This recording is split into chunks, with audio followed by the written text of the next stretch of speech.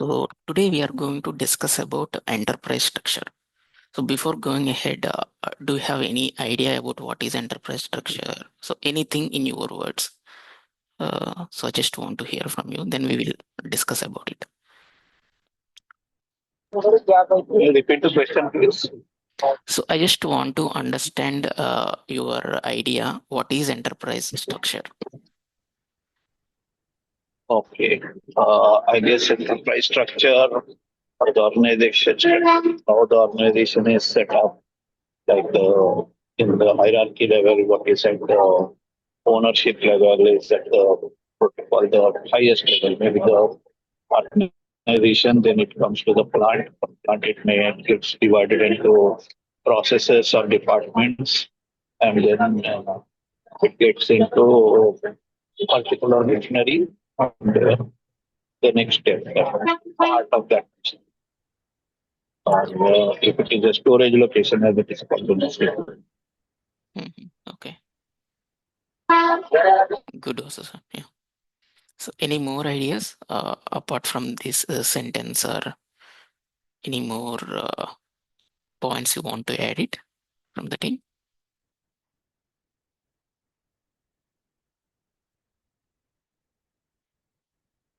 Okay, fine. So as Vasus are saying, right, it's almost same thing what Vasus has said. So what is enterprise structure is, it's nothing but your company's organization structure. How your company has been built logically or physically based on the physical existence. Okay. So let's say we will just take example of any one company. Okay, any company if you take it, let's say Tata Group of companies. Again, you have a TCS which taking care about software services, and Tata Motors which are taking like giving the services for the automobiles. Okay, so like that we have different companies under one group of company. Correct. So then again, let's say if we go into the Tata Motors, so the structure of Tata Motors may vary on comparing to the Tata TCS. Okay, so why? Because that's a software company. This is a manufacturing company. The whole setup of these two companies are going to vary. The reason, in when we go into the manufacturing company, so every company will have their finance department. Okay, so here we are calling as a FICO module, right? So same thing, we have a finance department, then they will have a purchasing department, then they will have a sales department, then manufacturing department, maintenance department. Okay, so likewise they have a multiple departments in a structure they build to manipulate, sorry, not manipulate, so to organize their activities to achieve the customer requirements and get the money flow well. Correct. So to do all these activities, right, there is a setup, so which basically how the setup is done in the organization. First, when we are going to implement any software, all right, or when we coming to a module level also, it's a PP module. So first we have to understand what is their uh, structure or organization structure, what they are following it, and exactly what they are using in that particular industry. Okay, so as I was telling is a company, right? So let's say if we have any normal company, if we take it like in our example Tata, just I'm writing as a normal terminology company. Okay, that may be Tata or Reliance. Okay, or any company we can take it. So under company, right, you will have a again departments or anything. So before that we basically have a plant, right? So where your manufacturing activities are going on. Okay, or any storing activity, the inventory activities or purchasing activities or sales activities, those all are going to happen at the plant level. Okay, so in the plant, right, you may have different departments again. So as a visit, as we you are telling about purchasing,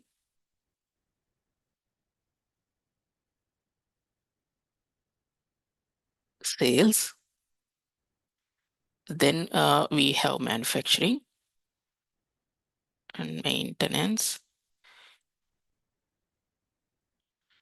and then accounting department, or we can write finance department. Okay. So when we see these departmentalizations in the organization, there again, we have to understand who is responsible person, why whole department, what we are calling it. Okay. So let's say in this particular purchasing, we are talking about a this department we are calling as a purchasing department. Then we should know about who is responsible person, right? So who is responsible person for this particular purchasing department? Again, in the purchasing department, there will be a sub teams. Let's say some people they are taking care or purchasing about only raw materials. Okay, some team they are purchasing only for the semi-finished products. Okay, then some team they are going to look into only the consumables. Okay, so like this, we have a again the sub teams. When it comes to the manufacturing, right? So we basically have in the manufacturing, right? Planners will be there, correct? And then supervisors will be there. Like that, we will have a again sub teams in the within the manufacturing team itself. Okay. Now, when it comes to the plant level, so to do purchasing activities or manufacturing activities, there again we should have a storage locations.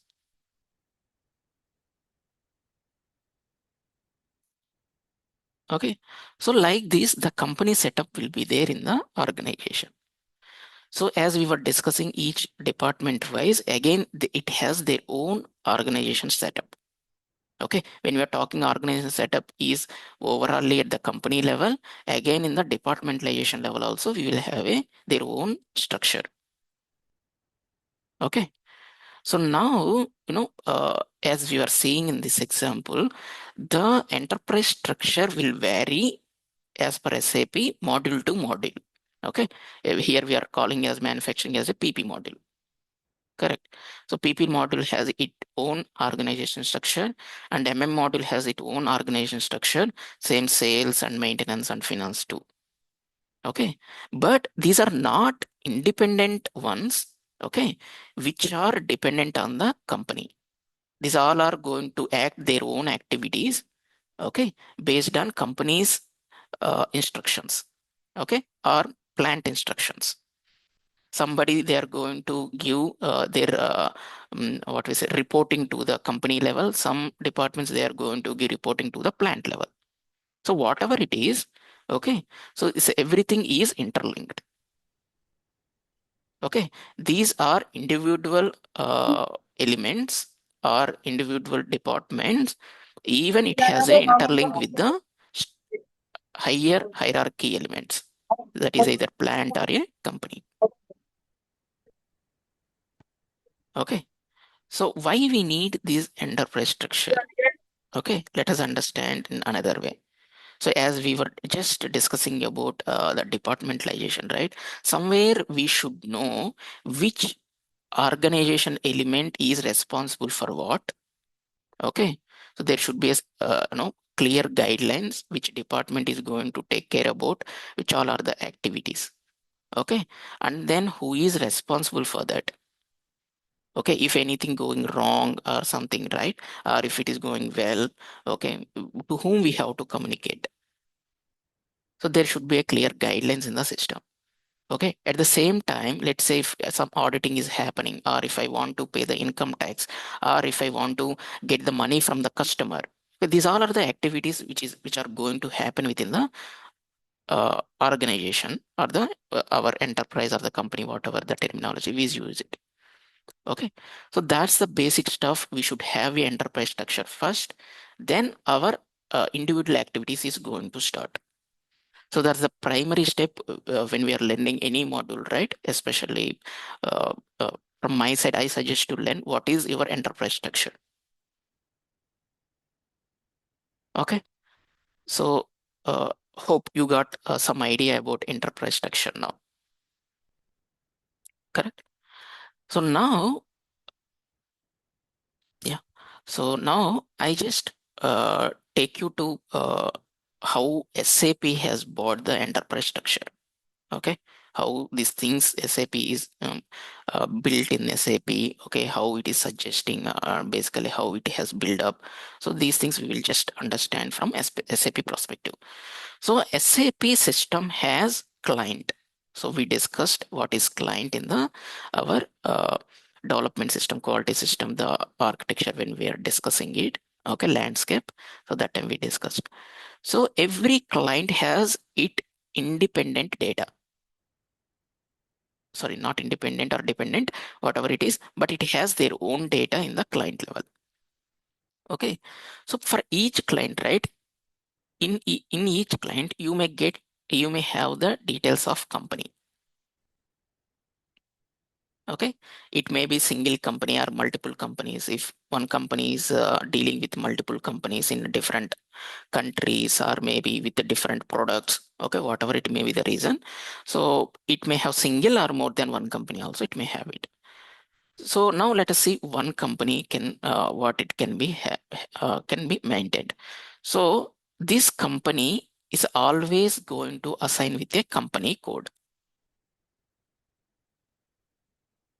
Okay, so in SAP everything is going to save with a some code. Okay, plant, if you see plant, so there will be 1,000 or 1,100 1,710 something like that. Okay, so then under company you probably going to see as a plant. Okay, and there are some financial organization elements also. So what I mean of organization element is this company is one element, plant is one element, company code is one element. Okay, so that's what enterprise element or the organization element we are talking.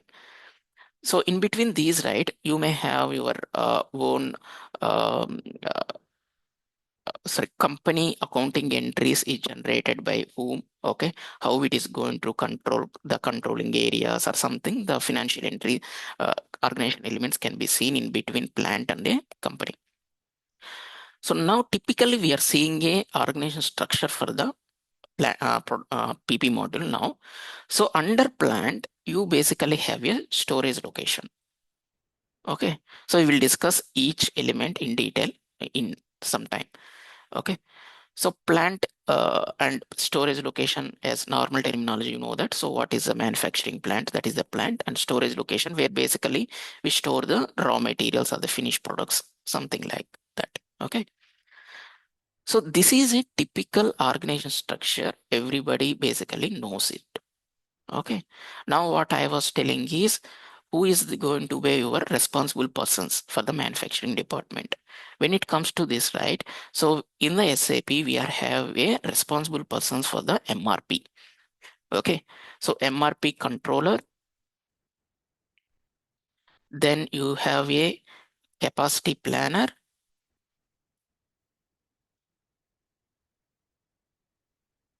and you will have a production supervisor.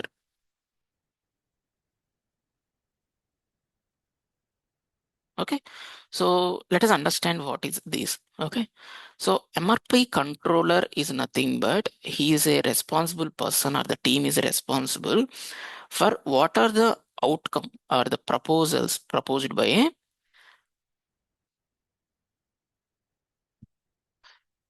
So MRP. Okay, so there is a we have one topic calling as a MRP, material requirement planning.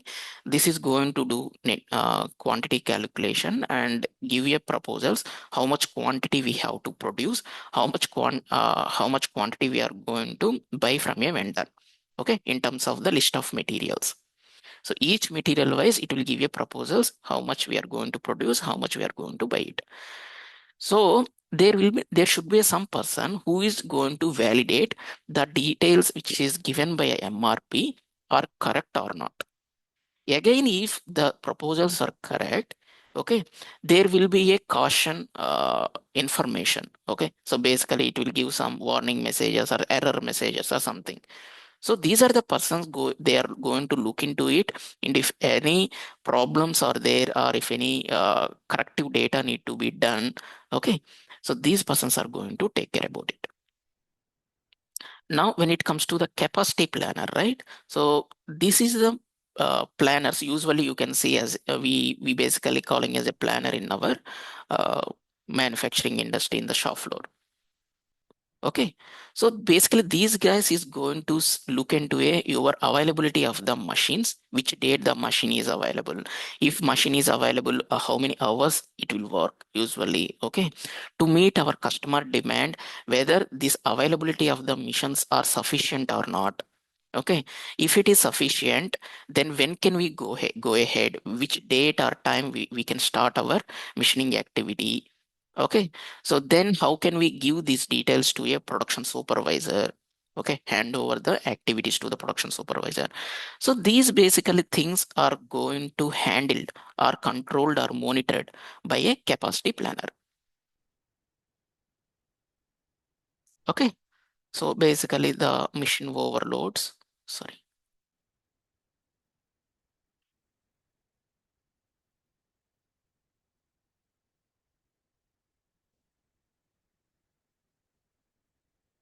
Okay, so machine relevant data can be handled by this capacity planner for the production purpose. And when it comes to the production supervisor, so production supervisor is a responsible person for the controlling of your production activities or monitoring of the production activities. So he planned when we have to done it, okay, when we have to start, when we have to complete it, how many we have to produce it. The planning has been done by him. Then the execution of the planning activities are going to handled by production supervisor. Okay, from where we have to take the material, that means which storage location we have to take it. Okay, when we have to start, based on the plan, when we have to give the raw material to the technician. Okay, then technician when he has to start his work, whether he is performing well or not as per plan. Okay, if any maintenance, like unexpected things also may happen, how he's going to cover it or how he's going to handle them. So these are all activities, right? Basically the production supervisor going to handle it. How to create production order, or when we are creating a production order, whether he has to check all materials are available or not. So there are some responsibilities basically which production supervisor going to handle it. Okay, so is it clear at this level? So high level, I will tell you what is company and plant and storage location, but hope this is these three parameters are the elements you are clear now.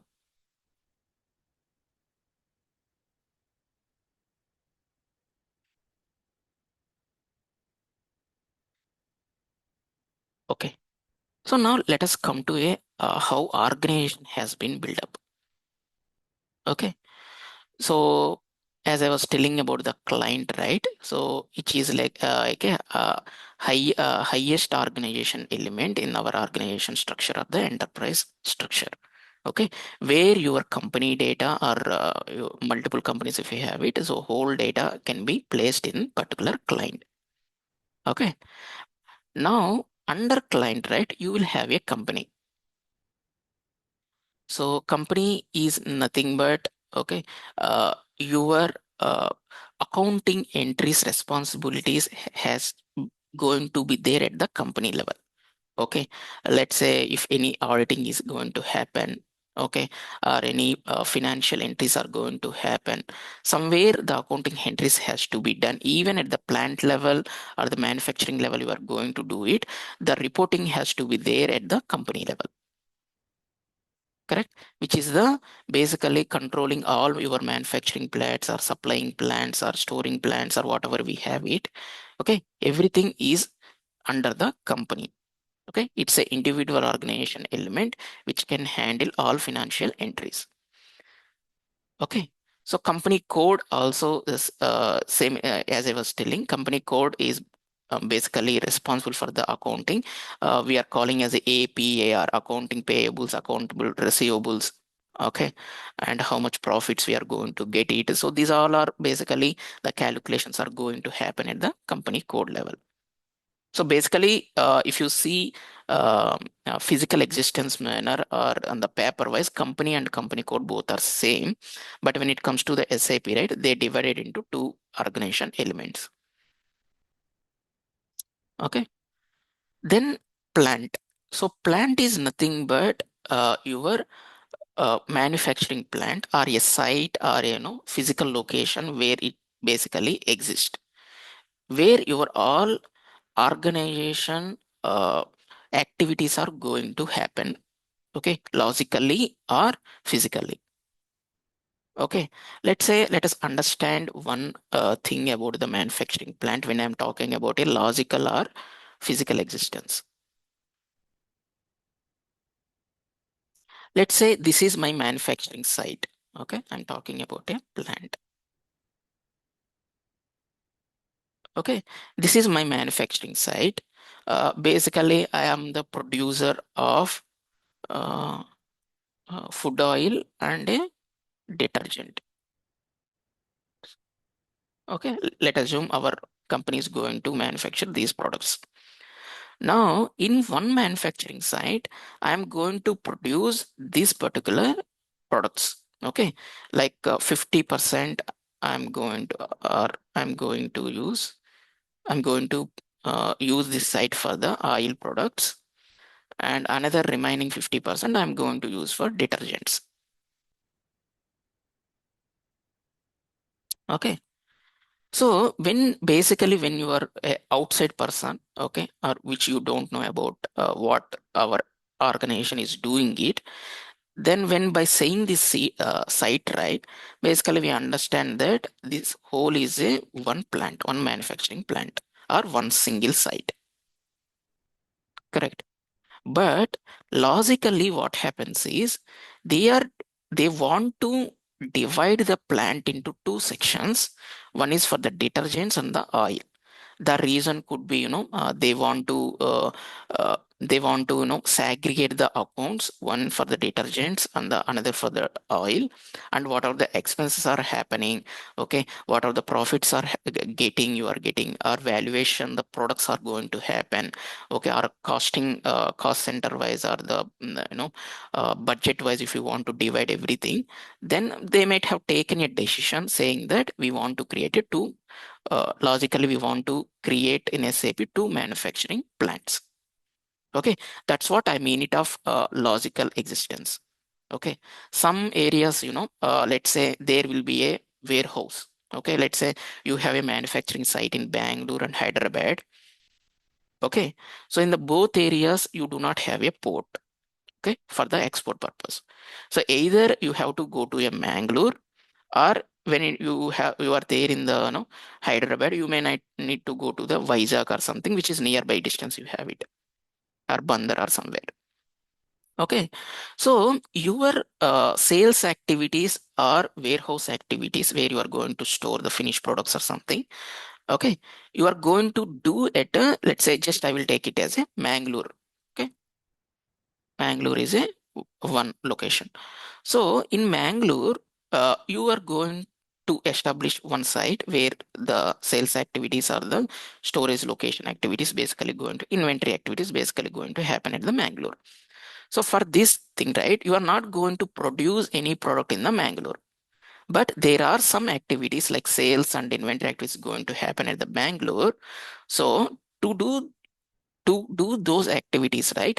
So Mangalore also need to be created as a plant. Okay. Then again, under plant, you are going to create as a storage locations.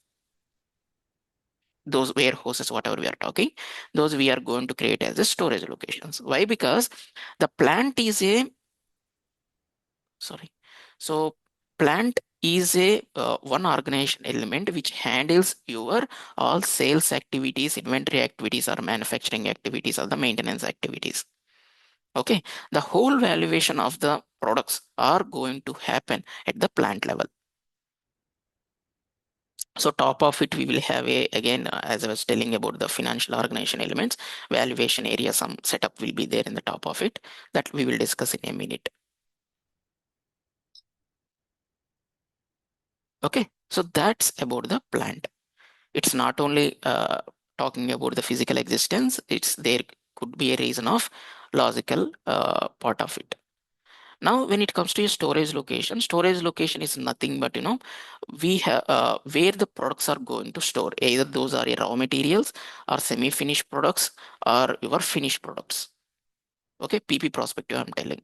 And when maintenance side, if you're talking about spare parts, you are going to store it. Okay, when we are talking about purchasing apart from these types of materials, there will be a consumables or several part of the material types.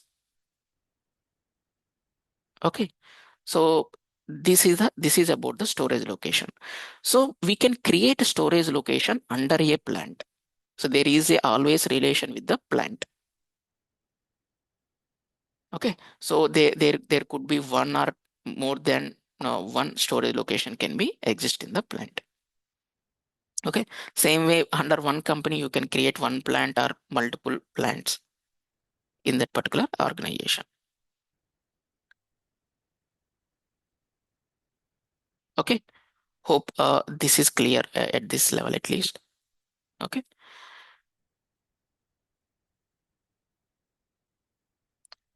so I was talking about this enterprise structure.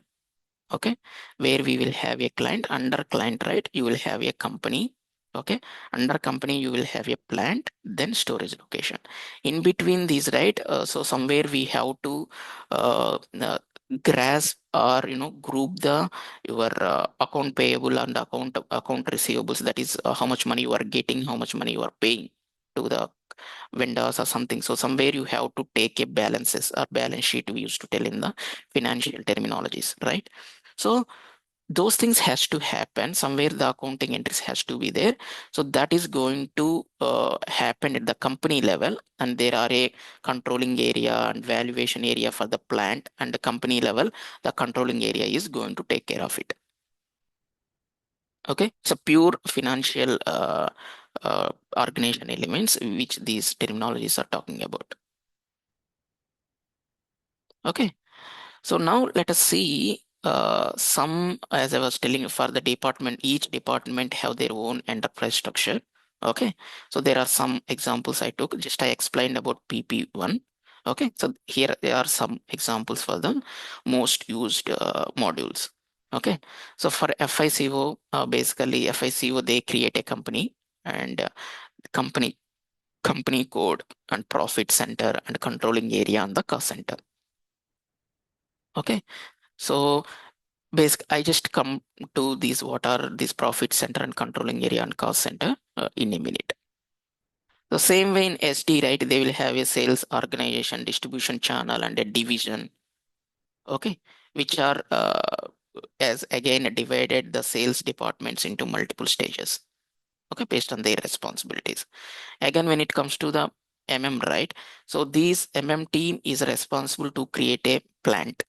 Okay, then storage location, then purchase organization, then we will have a again purchasing group. Okay, so like this, every team has their own enterprise structure. Okay, so let us just go by one to understand overall knowledge on the SAP for from the each module. So I just showing here for the FICO enterprise structure. Okay, so where basically just now I was telling about the company, so which is responsible for the accounting entries generated in the industry. Okay, so that's the thing. And the company code, basically your account payable or uh, you are generating of a legal entries, that's a balance sheet or something going to happen at the company code level, which is basically combined, we can say that company and company code going to handle our financial entries. Okay, so for the reporting purpose or any certain area, we are going to take it up. And controlling area is a basically is going to talk about your cost center accounting entries. So cost entries basically. It's like controlling area. Let's say I have one department. I just give you one example with respect to a PP concern. So let's say if we have a department and you want to plan some activities talking about mission rate. Okay, so when you are performing a machining activity, let's say drilling or any kind of activities, so you like finance team know that for 1 hour using of the drilling machine and what is the cost is going to incurred. Okay, so that kind of activities you are going to plan at the cost center and the combination of controlling area. Okay, I will tell you what is the cost center. This cost center is nothing but okay, your department. So let's say mechanical department going to involve some activities, some expenditures going to be happened. Okay, as I was telling, just telling about the machining cost, something like that, which can be planned. At the same time, actual entries also going to be taken care by the finance team. Okay, so that's the way we can give you one example of controlling area on the cost center. And is a profit center is a no it's like a bucket basically, where system will do profitability analysis going to be happened. Let's say when you're doing manufacturing of a one product, bicycle or something else. Okay, so you are going to invest some money in terms of the raw material purchasing, okay, and processing of the manufacturing activities. Okay, and you may need to consume some power or utility cost, whatever we call. Okay, so these all are the investment you are going to do, not exactly investment, it's a manufacturing cost going to happen on the product. And when you are selling to the customer, right, you are going to get a some profit. Okay, so the profitability analysis can be done at the product level or at the plant level or different organization elements level. Okay, so how the industry management want to see their profitabilities. So that is going to happen at the profit center level. Okay, so it's just for our understanding, this terminology should be available when we are going to a, as a SAP consultant, right? Somewhere you may need to work on. Mostly PP guys are going to work with the cost centers. Okay, so but better to know whole enterprise structure what is there in the SAP. Okay, so now let me go to uh, enterprise structure. So where we just talking about the plant and storage location. So little deep dive if you do it, there is a purchase organization. So purchase organization is the organization element again. Okay, it's a, nothing but your which where you are going to do the purchasing responsibilities. Okay, who is responsible for whole purchasing activities? It's like whole purchasing department we are calling as a purchasing organization. Typically, for each plant we are going to have one purchase organization. Okay, one purchasing team we basically have in the for each manufacturing plant. So that's what we are calling as a one purchasing organization. We are going to create the purchasing department. Okay, again we will have a purchasing group in the enterprise structure, which is the sub teams we are talking about. Somebody is going to take care about raw materials, somebody only they are going to look for the consumables, somebody only for the spares, like that. Okay, so we are going to again dividing a purchasing department into subgroups or sub departments, something like that, sub teams. Okay, so that basically we are calling as a purchasing group. If you see here again company code. Okay, under a company code, you can create plant and storage location. Then this plant and company code again contains a purchase organization and the groups. This is typical. So the typical structure. Okay, so now let us discuss about the sales and distribution enterprise structure. So